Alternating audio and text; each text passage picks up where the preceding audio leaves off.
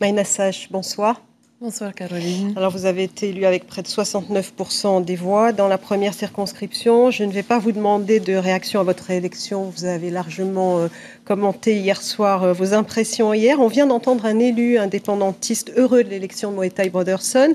Comment est-ce que vous envisagez le travail parlementaire avec votre nouveau collègue ? Tout d'abord, permettez-moi quand même de remercier l'ensemble des électeurs et tous ceux qui se sont mobilisés sur nos candidatures. Féliciter mes collègues, Nicole Sanker et bien sûr Moetai Broderson. Et puis j'ai une pensée bien sûr pour Patrick Howell également et tous ceux qui se sont présentés à cette élection. Vous savez, il y a un temps pour les élections et un temps pour travailler. Lorsqu'on est à l'Assemblée nationale, on essaie de travailler avec un maximum de députés, de faire entendre notre voix. On rencontre beaucoup tous les groupes, les présidents de commission, ceux qui travaillent, qui sont rapporteurs sur des dossiers. Donc, je reste dans un esprit constructif par rapport à notre troisième collègue de Polynésie.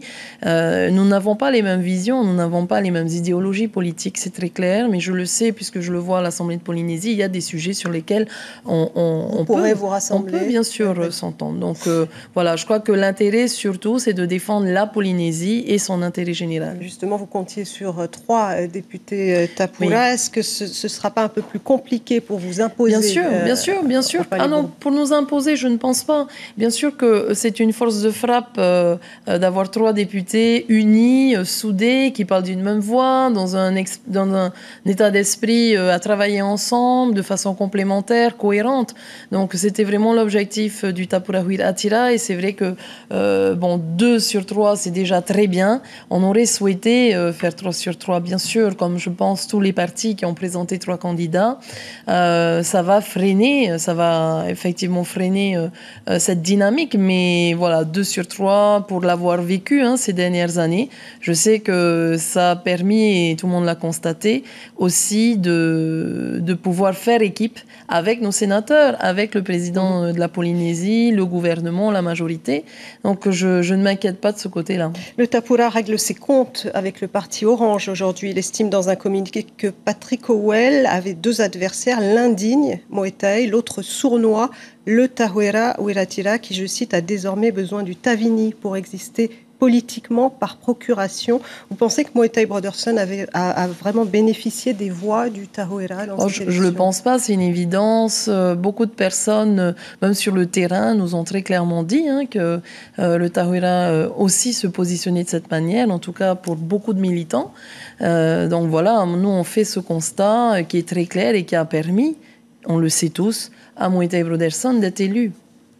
Alors vous avez beaucoup travaillé, vous l'avez dit, pour arriver à ces résultats. Un bémol dans la 3e circonscription, Patrick Howell a été battu par le candidat Tavini. Est-ce qu'on peut parler d'une erreur de casting dans ce cas précis? Non, très franchement, je ne pense pas. C'est un choix partagé par l'ensemble du Tapura Huira Atira. Je crois que c'est facile de tirer à boulet rouge après les élections de cette manière.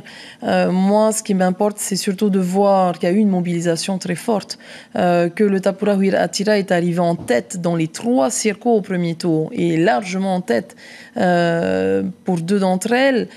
C'est vrai que l'écart était moins fort sur la 3e, mais je crois que l'équipe de la Circo 3 s'est très bien battue. Les scores sont honorables, on le voit. On est quand même à plus de 47%. Donc c'est très encourageant aussi pour la suite et je profite au contraire de les féliciter, de les encourager parce que c'est de bon augure pour demain. Vous partez à Paris, donc parmi vos dossiers prioritaires, les accords de Papeete et la modernisation du statut. Vous évoquez un toilettage important, un exemple de ce qui pourrait changer. Il y a plusieurs articles du statut qui vont être rénovés. Les articles les plus importants, à mon sens, concernent à la fois la procédure d'adoption des lois de pays, puisqu'on souhaite que ces adoptions, en tout cas tout recours contre ces lois de pays, ne soit plus suspensif de l'application de la mise en route de la loi. Il y a des articles qui viennent préciser aussi les mises à disposition de fonctionnaires. Il y a des articles vraiment qui touchent un peu à tous les volets, puisqu'on a l'expérience maintenant de 10 ans d'application de ce statut. On a besoin de le moderniser pour le rendre plus efficace. Il n'y a pas de grande nouveauté puisque ce qui a été annoncé il y a déjà 2 ans, parce que ce travail a démarré il y a 2 ans, est effectivement réalisé aujourd'hui. Le texte est terminé. Donc notre objectif, c'est de le faire passer au plus tôt. qui pour remplacer Nicole Sanquer au ministère de l'Éducation? Mais je réserve ça au président du gouvernement. Vous savez que le président de la Polynésie nomme ses ministres. Je pense qu'il va consulter autour de lui également. C'est un sujet que nous n'avons pas encore évoqué, mais je suis persuadée qu'il a déjà en tête forcément aussi des candidatures. L'objectif, c'est bien sûr d'assurer cette continuité de tout le bon travail que Nicole Sanquer a réalisé. Maïna Sage, merci d'avoir été notre invitée. Merci à vous.